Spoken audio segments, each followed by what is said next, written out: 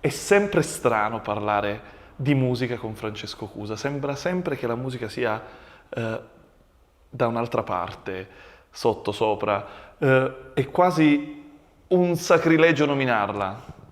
Di cosa sto parlando? Eh, bravo, cioè sì, è vero, soprattutto ultimamente. Eh, è la classica nausea da chef, no? Gli chef di solito cucinano, ma quasi mai assaggiano, ma non mangiano poi alla fine, quasi mai, ciò che cucinano. Sì, ho un distacco, oserei dire, biblico dalla musica. Non ascolto musica ultimamente. Bravo, bravo Fabio, mi è piaciuta questa domanda. È esattamente questo. Hai detto bene, anche le coordinate geografiche sono giuste, sopra, sotto. Eh, è un oggetto, Lacan lo definirebbe le petit objet A, cioè quel nucleo irriducibile di cosa che c'è, ma che voglio che sia lì a pulsare. Quando la faccio non mi riguarda, paradossalmente. Questo mi ha consentito di approcciarmi alla musica in una maniera, secondo me, giudicherei sana, ossia eh, la musica è, da un punto di vista semantico, semiologico, la musica poi insieme, anch'essa fa parte dell'insieme di segni, dell'immane geroglifico indecifrabile, per citare Anceschi, insomma, però fondamentalmente è ancora un territorio in cui gli aspetti del visivo e della partecipazione, come dire, eh, tolta la danza, se tu vai in discoteca, eccetera, per esempio il jazz, la musica improvvisata, è una musica che fondamentalmente subiamo da colonizzatori che sono stati a loro volta colonizzati. Diciamo, da questo punto di vista l'afroamericano è stato, come dire, il lato perverso, insomma, della realizzazione di una conquista al contrario, di un idioma che si è affermato, il jazz, il blues, il jazz.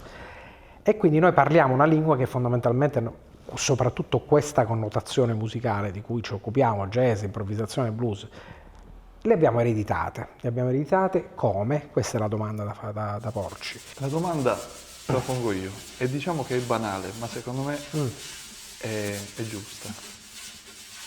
Quanto conta il fatto che ci sia stato il DAMS a Bologna e che voi quasi tutti abbiate avuto un rapporto o frequentandolo o occupandolo Certo. o cose di questo tipo con il DAMS di Bologna? Tantissimo, perché è stato il richiamo, l'ultimo richiamo forse grosso artistico in Italia, non solo per la nostra esperienza ma in generale, che ha fatto sì che quella realtà bolognese diventasse interessante proprio per questo, perché arrivavano i personaggi più incredibili da tutte le parti d'Italia, c'era gente, c'erano i mitici esami con Aldo Clementi, dove c'era gente che ripeteva 35 volte, gente che veniva con i treni proprio per fare gli appelli, eccetera, e è diventato un ricettacolo di cose belle, meno belle, che però ha consentito a tutti di trovarci in un unico ambiente.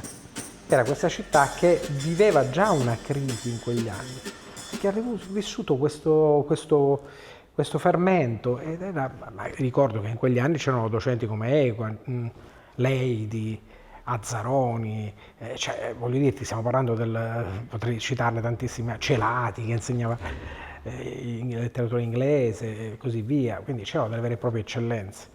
Però la verità è che stavamo al DAMS, ma poi facevamo le nostre cose. Ed era un'epoca in cui ancora c'era una biodiversità dal punto di vista della proposta artistica, che si suonava. La verità è questa, si poteva campare, tra virgolette, con la musica. Non ci diventavi ricco, ma ci campavi. E lì nacque questa esperienza di basse sfere che nacque appunto come benedetto, come polo attrattore ha avuto certamente la facoltà del DAMS, se no non ci saremmo trasferiti a Bologna. C'è una legione di musicisti siciliani che si sono trasferiti lì, ma adesso tu hai suonato, hai fatto anche una di quelle che noi chiamiamo isole, qui nella chiesa di San Francesco. Come si trova un musicista siciliano qui al nord in Basilicata? Ma sai, la Sicilia è l'errore che pensare alla Sicilia sud, la Sicilia è continente. La cosa veramente che mi ha spinto a tornare in Sicilia dopo tanti anni è che questa terra così assurda, in realtà in questa terra così assurda, beh, martoriata, tutto quello che vogliamo, continua esserci questo eco, questa cosa dell'agorà, questa cosa della grecità, della rabbia, dell'essere normale, cioè continua a esserci. La cosa incredibile è che c'è ancora, non è stata napalmizzata. E lo vedi nelle piccole abitudini, nelle piccole... Io sono andato lì alla ricerca di un po' di anarchia sana. In Sicilia c'è ancora un margine di anarchia che è un retaggio antico. È difficile far passare questo concetto. Però qui io mi sento, tra virgolette, a casa, perché qui c'è lo stesso tipo di eco, diverso, perché è stata mitigata questa cultura, levigata da altri influssi, ma siamo sempre lì, fondamentalmente. È tutta un'area che faceva parte del grande bacino della cultura mediterranea e che è il vero polo come dire, non da riscoprire, perché è una banalità quello che sto dicendo, ma da riattivare. E per esempio questa realtà, no? Sai che non faccio plagi, però insomma queste piccole realtà straordinarie, di eccellenze poi artistiche, di bellezze a tutti gli effetti, sono in realtà la provincia, il paese, il villaggio, per usare la metafora, sono i luoghi dove adesso si possono fare delle belle cose, ancora delle belle cose. Senti, non si può non chiudere con una parola che adesso ultimamente ti connota in tutta Italia, perché tu sei un famoso musicista e quindi tutti ti stimano, ti vogliono, ma la parola in questione che tu hai messo in campo artisticamente, come vita e tutto, è esclusione. Ma no, cioè, seriamente, ma sai che il discorso è che la nostra generazione, quella generazione di mezzo, che riguarda i nomi che tu conosci, comunque che riguarda quella realtà che poi tu stesso hai portato qui, perché tu hai bisogno, ti rispondo, perché c'è bisogno di fare questa cosa? Perché non è stata valorizzata appieno, vuoi per colpe nostre, poi anche perché in quegli anni, in questo lungo viaggio con Domenico Caliri abbiamo avuto modo di parlarne, in quegli anni si è giocata una partita molto importante e non si tratta di esclusione, si tratta di realizzare che dai grandi nomi storici del jazz italiano alle nuove generazioni, la generazione di mezzo, di noi ormai 50-60 anni, non è che è stata come dire, messa un po' da parte dalla grande, come posso dire, proposta del jazz italiano, eccetera.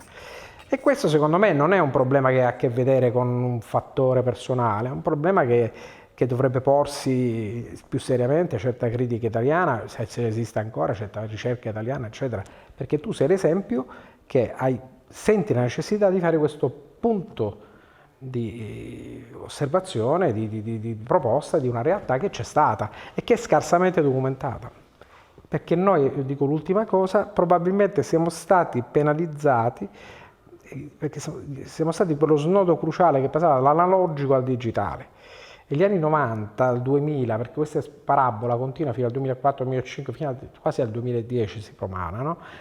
E sono stati gli anni in cui quella documentazione fondamentale, ci sono stati, noi per esempio Bologna Jazz 2000, cioè c'era, io suonavo con Tim Berne, suonavo con Steve Lacy, con Luis Clavis, nella stessa città, ed era un festival che viveva di proposte dove noi suonavamo con questi, non era la colonizzazione che avviene dei gruppi, dei festival, parchetto. E quella Bologna lì è stata anche quella.